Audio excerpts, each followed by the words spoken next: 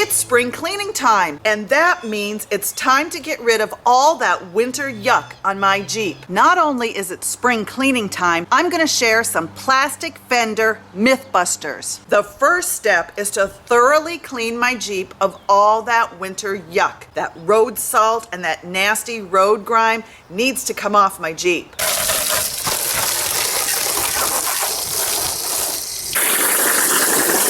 So, with the Jeep washed, now it's time to tackle my fenders. I want to get rid of all those nasty stains from that coal mine mud up in Pennsylvania, the road salt and road grime, and that wax that I accidentally got on my plastic fenders when I waxed my Jeep a couple of years ago. I needed to get it off, so I reached out to some fellow Jeepers to get their advice. I decided to try out the top 5 suggestions those Jeepers made to get that wax and grime off my fenders. A little fender MythBusters here.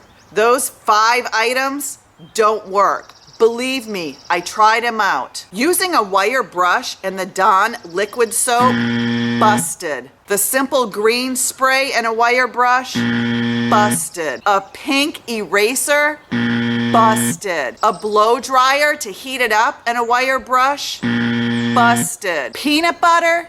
No. Don't believe anyone when they tell you to put peanut butter on your Jeep. All it does is attract the squirrels. Busted. So those 5 products, those were plastic fender MythBuster busted. What I think works really great is this Mother's Back to Black heavy duty trim cleaner. It makes those fenders pop. Mother's Back to Black heavy duty trim cleaner is super easy to use. All you have to do is squeeze some on the fender, use this brush and scrub.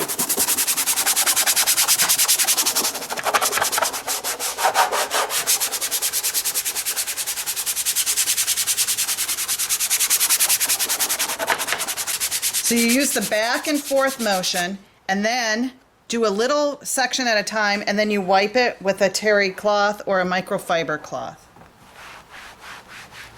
And you can also do your hood latches.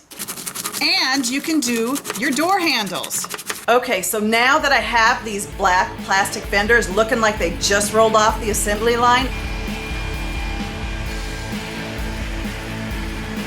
it's time to hit the trails and get them dirty again. Comment below and let me know what you use to keep your fenders looking like they came off the assembly line.